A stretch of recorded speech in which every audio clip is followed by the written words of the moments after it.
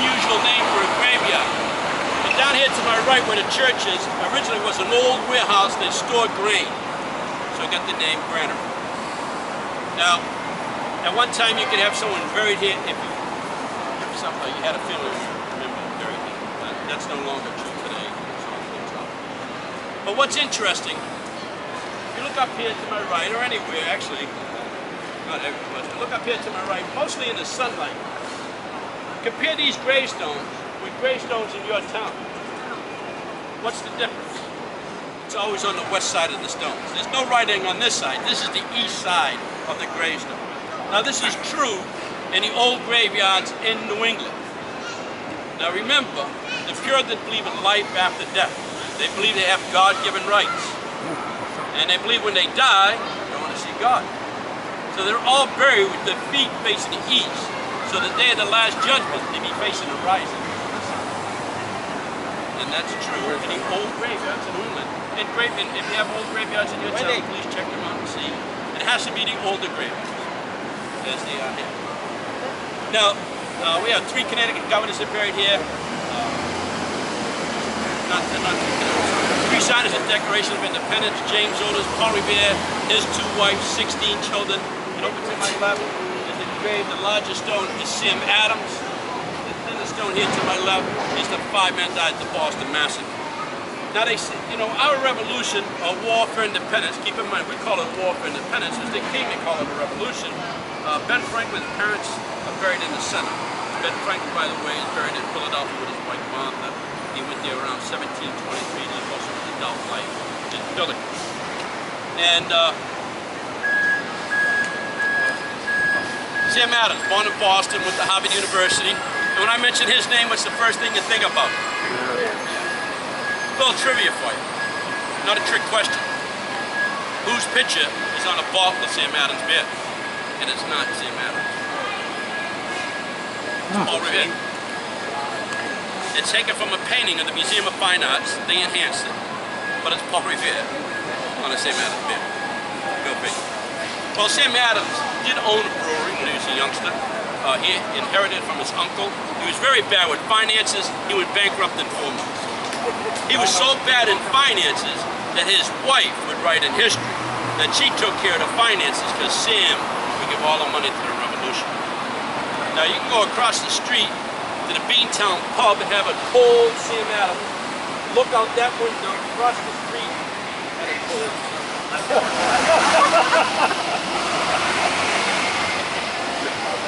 They get better than you. So when I mention his name, Sam Adams, he's the one that coined the word Boston Massacre. If you read the dictionary today, massacre means a lot of people died. Only 5 people have died. 8 were injured. But it was a draw, a picture, a mental picture in people's minds. Wake up. You're losing your freedoms. Little by little, the taxes without representation. 2 weeks prior to the Boston Massacre, they killed a 12-year-old boy. 2 weeks after that, they killed 5 unarmed men. That's what unites everybody together. But Sam Adams, he went to Harvard University. His parents were very wealthy. His father went bankrupt. He went to Harvard to be a minister. Sam ends up being a lawyer. He wasn't a very good lawyer, but he was able to support his family. And he coined the word Boston Massacre. It's a propaganda word. It's just to draw that picture in people's mind. Propaganda is not a bad word until like World War II. And he also said, on his commencement, every time there's a commencement speech and they graduated from Harvard, the royal governor goes to listen to these commencement speeches. And he went to listen to Sam Adams' commencement speech. And he said during his commencement speech, we have a right by British common law to protest against the king's laws. That's when the royal governor of Massachusetts leaned over and he goes, I think we're going to have trouble with this show. Even Sam Adams at one time. Now keep in mind, who would fight for 3 pennies? Who would actually spill their blood for 3 pennies? Founding fathers. They knew what 3 pennies were. Sam Adams says, why should we pay that 3-cent tax? God forbid. They want to tax our food. They might want to tax our property. They might want to tax our clothes. That's over 300 years ago. So when they pledged their lives, their property, and sacred honor, that was their word. If They didn't keep their word. They didn't associate. Even the royal governor of Massachusetts, Thomas Hutchinson, was so despised, they would not even stand in the shadows of his that he cast a shadow. Because he was born in Boston. He becomes a loyalist, they become patriots. Even Ben Franklin disowns his own son. Just becomes a loyalist. So Sam Adams coined the word, and they say there's 4 ingredients for lawful resistance against the king's laws, or any laws for that matter. And you'll find them in this graveyard. The first being Sam Adams. He was a great writer. He wasn't a great speaker. You don't hear too many of his lectures, but he would write and write and write and write. So much so the king sent word over. He said, I'll give everybody a pardon except for 2 people. Sam Adams and his best friend John Hancock. If you catch them 2, instantly cut the head. Take the head, put it on a stake, put the head, the stake on top of Beacon Hill. So everybody can look up and see what's going to happen to their kings if they don't obey the king's laws. So they realized they had a lot to lose. This was just not a pie in the sky thing. They pledged everything. They kept the word. So much so when Sam Adams passed away, he asked his daughter to tell an inspirational story that she could tell about her father would inspire others. And she said, I can tell you the story about my father when he was invited the night to the royal governor's house for dinner. Everybody in Boston said, don't go, Sam. It's a trick. They're going to hang you for treason. And he said he had to go to find out what they could do or not do. And his daughter says, well, they're having dinner. At the end of dinner, the royal governor says, listen, I just got word from the king, and the king told me to stop all your rebel rousing. And if you do that, Sam, he'll give you anything you want. All the gold and silver. You can buy a big mansion for your wife. You can buy clothes for her every day. You can put shoes on your children's feet. Just make peace with the King of England. Just my father listened to him very politely, pushed himself away from the table, stood up, crossed his arms, looked at the royal governor, and he said, you can tell the King of England that I made peace with the King of Kings, meaning God, and stop harassing God-fearing people. And walked up. She goes, that's my father. That's what he stood. He was a man of fame. He wasn't a man of wealth. He wasn't a man who wanted big houses, big men. He wanted his independence as a British subject. That was my father. That's what sticks in her heart, and she remembers my father. How come there's writing on the side of this side of the grave? Now everybody enjoying themselves? Yeah. This is yes. No. Now this would be the second ingredient for lawful resistance against the king's laws. This is James Otis, 25 years old. He's the prosecutor for the royal governor of Massachusetts. And what we'll do is we'll step in this little alcove so when people come by, they can take pictures and we won't be detained. The second ingredient for lawful resistance against the king's laws, he was a speaker. James Otis was the writer. James Otis was a speaker. He was the talker. They said he talked so well that he could sway a crowd into the revolution, to pick up their guns. And keep in mind, most of these people never seen battle. A lot of them didn't even own weapons, but they knew what liberty was. And he was a prosecutor for the royal governor of Massachusetts at the age of 25, and he prosecuted most of these people who had smuggled goods into Boston and wouldn't pay for the tariff or the tax on them at that time. He realizes, gee, he wakes up and he realizes, gee, we're all British, we are losing our freedoms. He quits his own job as the prosecutor of the royal governor. So he wasn't a hypocrite in that sense. And he was asked to argue against the writ of assistance. Anybody know what the writ of assistance is? Illegal search and seizure. Today you need a warrant. Even our law systems haven't changed that much since they founded it. Today you still have right by trial by jury, appoint a lawyer. You know, these laws have been amended, but they have, I mean, it's basically the same, still the same. But he argues against the writ of assistance for 4 hours. They said he spoke so well that not one person would move a muscle. It's a lot of talking. And he lost that debate, but sitting in the audience was a young attorney. He was 23 years old and he was taking notes. His name, John Adams. And he said the day that James Otis spoke is the day that child independence was born. John Adams gives James Otis the credit for our revolution. That's 15 years before the Stamp Act, before our revolution even started. That he spoke so well. And I guess a lot of people consider him intolerable. because they didn't like what he was saying. And one night he walked into the British coffee house and the British soldiers snuffed out the candlelights and gave James Otis such a vicious beating. They beat him over the head with an object that damaged his brain, and over the years it'd slowly go insane. They said one day he'd be talking to you normal, and the next minute he'd be babbling down the street. And he was up in Andover, Massachusetts on a cloudy day, living up there. He would be right to his family, and he said the day he died, he wanted to die by a bolt of light. He just wanted to die instantly. And they say on a cloudy day, standing at the front door of his house, he was hit by a bolt of light. Killed instantly. Now historians saying in 1 second, he was in the presence of God. Now his house is still there. And it wasn't damaged. It's still, the house is still there. He died.